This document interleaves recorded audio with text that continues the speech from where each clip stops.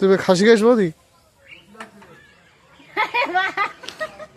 কাল নবান্ন পূজা দেখিয়েছিলাম, আজ হচ্ছে খাওয়া দাওয়া। কিন্তু আজ একটা কথা বলতে ইচ্ছে করছে।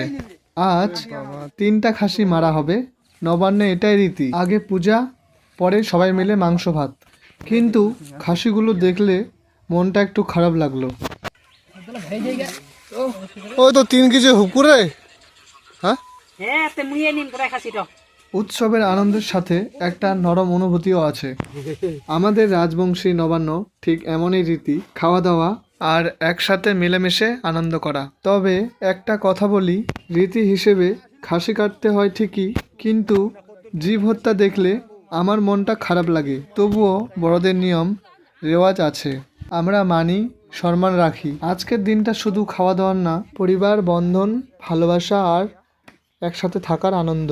প্লেট ভরা ভাত, মাংস, ধোয়া ওঠা হাঁড়ি, সব মিলিয়ে আজকের নবান্নর সুখ অন্যরকম। আপনাদের নবান্ন কেমন কাটে কমেন্টে জানাবেন। আর যারা নতুন করে আমাদের চ্যানেলে আসছেন, আপনাদের স্বাগত।